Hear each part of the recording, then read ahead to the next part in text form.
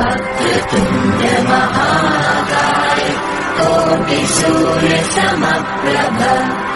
निर्विघ्नं कुरु मे देव सर्वकार्येषु सर्वदा। మీ అందరికీ నమస్కారం. ఈరోజు ఏదైతే క్లయింట్ ఫోన్ చేసి మనకు అడగడం జరిగింది, సార్ శాలకి గృహానికి దేనికి బ్రహ్మస్థానం పెట్టుకోవాలి, దేనికి బ్రహ్మస్థానం పెట్టుకోరాదని. సో మీకోసం నేను ఒక ఎపిసోడ్ చేస్తాను అని చెప్పడం జరిగింది. అది దాని గురించి మీకు దాదాపుగా ఈరోజు కూడా నేను మీకు వాస్తుకు సంబంధించిన కొన్ని అధ్యాయాలు ఉన్నాయి. సో ఆ యొక్క వివరణకు కలిగించిన ఆ పేరు కలిగిన ఏదైతే నేను మీకు చూపిస్తాను. సో దీంట్లో కూడా మనకు వాస్తుకు సంబంధించిన దాదాపుగా ఎన్నో ఒక అధ్యాయం నుండి ఇంకొక అధ్యాయం వరకు ఎన్నో ఇన్ఫర్మేషన్స్ని ఇవ్వడం జరిగింది. శాల అంటే ఏమిటి, గృహం అంటే ఏమిటి, ప్రాసాదం అంటే ఏమిటి, ఇలా ఏ విధంగా టెంపుల్ని ఏ విధంగా నిర్మించుకోవాలి, రాజప్రసాదం ఏ విధంగా నిర్మించుకోవాలి, కండిషన్స్ ఏమున్నాయి అనేది విపులంగా ఇవ్వడం జరిగింది. సో మీరు దీన్ని రిఫర్ చేయొచ్చు. నేను దీంట్లో వాస్తుకు సంబంధించినంత వరకు ఎన్ని పాయింట్స్ ఉంటాయో అన్ని పాయింట్లని మాత్రమే చదువుతాము, మిగతాది అవసరం ఉండదు. కాబట్టి సో వాస్తు విషయాలు ఎన్ని అధ్యాయాలు ఉన్నాయో అన్ని చదివేసి పక్కన పెట్టేస్తాము. సో ఇక్కడ చూద్దాము. సో ఆ అబ్బాయి అడిగిన డౌట్కి ఇక్కడ చూడండి, నేను ఇక్కడ మీకు దాదాపుగా 15 శాలల్ని ఇవ్వడం జరిగింది. ఇక్కడ ధ్రువశాలని ఇవ్వలేదు. సో ఏ శాలని ఇవ్వలేదు?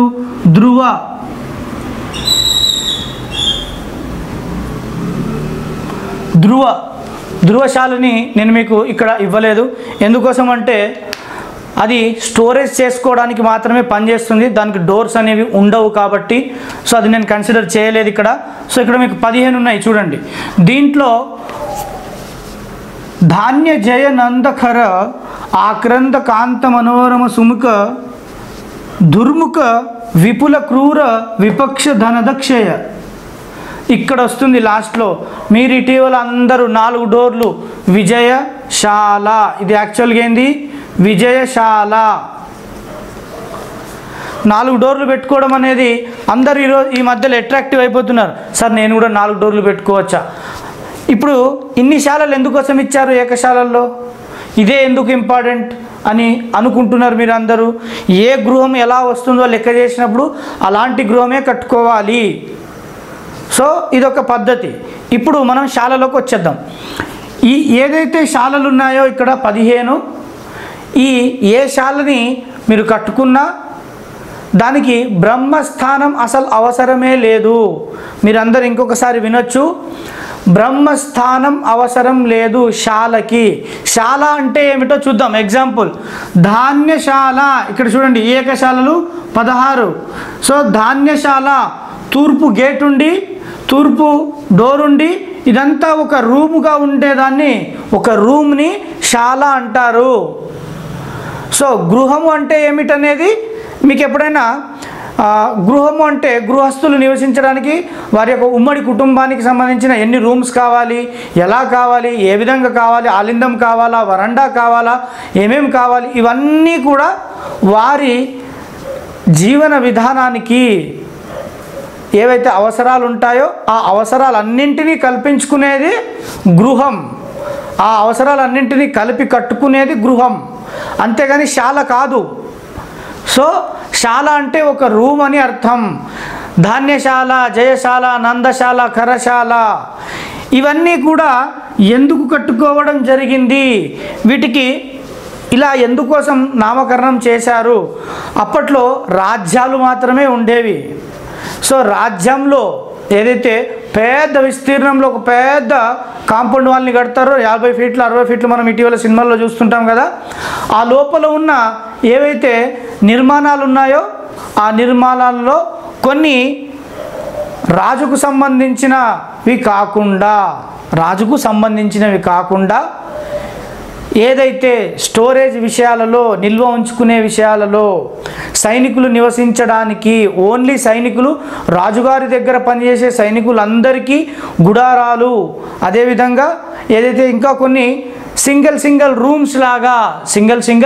రూమ్స్ లాగా ఏదైతే కడతారో వాటిని శాలలు అంటారు. బేసిక్గా సాధారణంగా వాటిని శాలలు అంటారు. ఓకే, ఆ ధనదశాలకి వెళ్ళి అది తీసుకురాపు అని ఏదైతే ఒక కమాండ్ ఉందో, ఒక ఆర్డర్ ఉందో, ధనదశాల అంటే నాకు టక్కని గుర్తుకొచ్చేది సైనికులకి.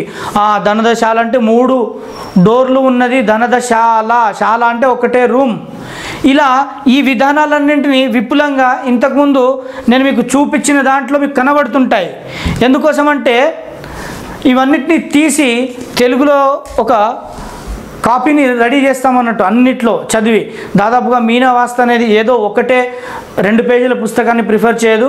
ఒక ఎపిసోడ్ చేయాలంటే ఎన్నో గ్రంథాలని మార్నింగ్ నుంచి ముందు పెట్టుకొని అన్నీ దాంట్లో ఈ విషయానికి సంబంధించిన ఏముందని తీసి వాటన్నిటిని తెలుగులో రాసి ఒక స్క్రిప్ట్ మళ్ళీ ప్రిపేర్ చేసి దానితో ఎపిసోడ్ని తయారు చేస్తాం. సో ఒక ఎపిసోడ్ తయారు చేయడానికి అంత కష్టపడతాం అన్నట్టు. సో ఇక్కడ చూడండి, ఈ అబ్బాయి అడిగినట్టు, అయ్యా గౌరవనీయులైన ఏదైతే అడిగారో మీరు ప్రశ్న, ఆ ప్రశ్నకి సమాధానం బ్రహ్మస్థానం ఏ శాలకి అవసరం లేదు. నెక్స్ట్, ఏ గృహానికి బ్రహ్మస్థానం అవసరం అని కూడా అడిగారు. గృహాలు అన్నింటికీ బ్రహ్మస్థానం అవసరం లేదు. ఇది 3వ ఎపిసోడ్. బ్రహ్మస్థానం గురించి మనం 2 ఎపిసోడ్లు చెప్పాము. సో ఏ గృహానికి బ్రహ్మస్థానం అవసరం అనేది కూడా ఉండడం జరిగింది. అంతేగాని ప్రతి గృహానికి బ్రహ్మస్థానం అవసరం లేదు. దాంట్లో ఒక్క పాయింట్ చెప్తాను మీకు. దండక గృహానికి బ్రహ్మస్థానం లేదా ఓపెన్ టు స్కై అవసరమే లేదు. సో ఇంకా దాంట్లో అన్ని గృహాలు ఉన్నాయి, పేర్లు నామకరణాలు ఇవ్వడం జరిగింది. మరి ఇప్పట్లో మీ ఇల్లు పేరు ఏంటంటే మీకు ఇష్టం వచ్చిన ఫాదర్ పేరు కానీ, అంటే అమ్మగారి పేరు కానీ నాన్నగారి పేరు కానీ, గౌరవనీయులైన మీ తాతగారి పేరు కానీ మీకు ఇష్టమైన భగవంతుడి పేరు కానీ మీరు పెట్టుకుంటున్నారు. అయితే నాదొక చిన్న సందేహం, ఇంకో 2 మినిట్స్లో నేను కంప్లీట్ చేసేస్తాను ఎపిసోడ్. సో ఇక్కడ శాలలకి బ్రహ్మస్థానం అవసరం లేదు కన్ఫామ్గా. ఇళ్ళకి గృహాలకి బ్రహ్మస్థానం అవసరం లేదు. ఏ దానికి అవసరం అంటే మొట్టమొదటి పాయింట్, వైశాల్యంలో లేదా పొడవు వెడల్పులో అతిపెద్దగా గృహాన్ని నిర్మించుకున్నట్లయితే ఆ గృహానికి మాత్రమే అవసరం. ఇది సాధారణమైన షరతు. రెండవది, అతిపెద్దగా ఈ ఏదైతే పొడవు వెడల్పు ఉండి ఉమ్మడి కుటుంబాలు ఒక దగ్గరగా నివసించే ఆ గృహాలకి బ్రహ్మస్థానం అవసరం. నెక్స్ట్, మనకి ఇటీవల కాలంలో మాండువ లోగిళ్ళు అని అంటున్నారు. ఆ మాండువ లోగిళ్ళు ఏదో 30/40 కట్టేసుకొని ఓపెన్ టు స్కై చేసుకుంటే దానిని బ్రహ్మస్థానం అనరు. సో అక్కడ కూడా పొడవు వెడల్పు పెద్దగా ఉండి కరెక్ట్ 9 భాగాలను 9 పదాలను ఏదైతే బ్రహ్మస్థానంగా పెట్టుకుంటామో దానినే బ్రహ్మస్థానం అంటారు. ఒక మధ్యలో మాత్రం పెట్టుకుంటే అది ఆ కుటుంబ సభ్యుల ఇష్టం. సార్ మేము ఇంత కొలతకి పెట్టుకుంటాము, ఇంత అవసరం లేదన్నప్పుడు కూడా ఓకే, కానీ వైశాల్యంలో అతిపెద్దగా ఉండాలి, మ్యాండేటరీ. సార్ నేను చిన్నగా వచ్చిన ఆయాదిలో నేను మధ్యలో ఓపెన్ చేసుకుంటానంటే ఆ గృహ దంపతుల యొక్క ఇష్టం ఉండాలి, అంతేగాని వాస్తు వ్యక్తి చెప్పరాదు. మీరు పెట్టుకుంటా అంటే పెట్టుకోండి అని మాత్రం చెప్పాలి, కానీ మ్యాండేటరీగా ఈ ఇల్లుకి మీరు బ్రహ్మస్థానం ఓపెన్ చేసుకోవాలి అని చెప్పొద్దు. ఎందుకోసం అంటే గతంలో ఆ విధంగా టెక్స్టులో లేదు, రాతపూర్వకంగా లేదు.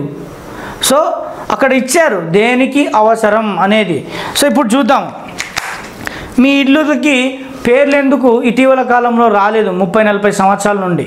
ఇప్పుడు ఇది చూడండి, ఇది శాలని అనుకుందాం, కానీ శాలలకు పేర్లు ఇచ్చారు.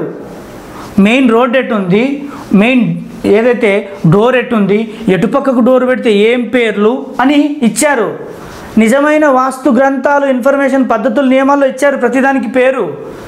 మరి మూలద్వారాలు పెట్టుకుంటున్న 30 సంవత్సరాల నుంచి వస్తున్న ఇల్లుకి పేరేంటి అని అడిగితే పేరు చెప్పరు. మరి ఏమనంటే నేను ఆ కోర్సు చేసినా, ఈ కోర్సు చేసినా, ఆయన దగ్గర శిష్యరికం చేసినా, ఈయన దగ్గర శిష్యరికం, పేర్లు చెప్పయ్యా అంటేనేమో ఏదో చెప్తారు.